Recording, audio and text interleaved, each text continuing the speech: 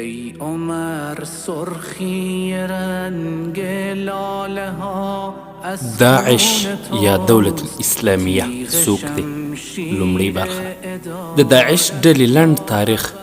کله چې سرو لښکرو افغانستان اشغال کړ نو افغانانو د اشغال پر وړاندې جهاد پیل کړ. دې جهاد ته یو شمیر عرب ځوانان هم راغلي وو. د یادونې وړ ده چې په رأس کې یې 2 ځوانان، یو اسامه بن لادن او بل ابو مصعب زرقاوي هم شامل وو. کله چې د افغانانو وینو ثمره راوړه نو وحشي سرو لښکرو ماتې وخوړه او له افغانستان څخه سرټیټې ووتلې. افغانانو د الله جل جلاله په نصرت او خپلمنځي اتحاد سره شوروي اتحاد دړې وړې کړ.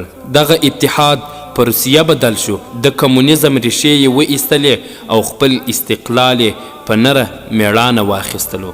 بیا هغه عربو ځوانانو چې په رأس کې اسامه بن لادن او ابو مصعب زرقاوي هم وو، وروسته له دې چې افغانانو د خپل جهاد او مبارزې په نتیجه کې په ټول هیواد اسلامي نظام حاکم کړ. دوی اړینه وبلله چې باید موږ هم په خپلو هیوادونو کې اسلامي نظام حاکم کړو. نو دوی یو خپلمنځي شورا دایره کړه. د نوموړي شورا په ترڅ کې د الجبهة العالمیة لقتال اليهود والنصارى تر نامه لاندې یو نړیوال تنظیم جوړ کړ چې وروسته بیا دغه نړیوال تنظیم په القاعده مشهور شو او اسامه بن لادن یې د زعیم په توګه وټاکل شو. اسامه بن لادن د خپل ملګرو سره جزیرة العرب ته لاړ. هلته د مجاهدینو په جلب و جذب کار پیل کړ او د زیات شمیر مجاهدینو تر جلب او جذب وروسته یې جهاد پیل کړ. خو زرقاوي دا مهال ورک شو او هیڅ چاته یې پته نه وه.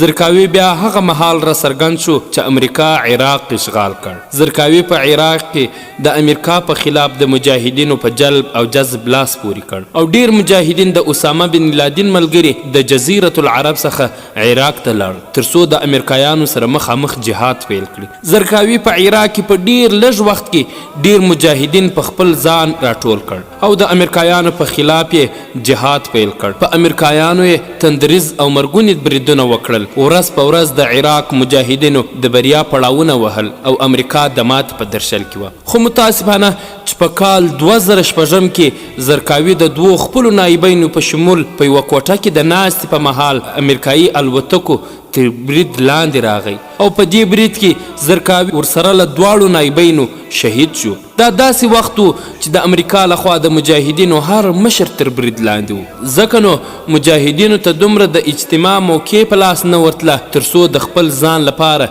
زعیم وټاکي. خو په دغه خطرناک وخت کې مجاهدینو د ابوبکر البغدادي په نامه یو تن د خپل ځان لپاره د زعیم په توګه معرفي کړ.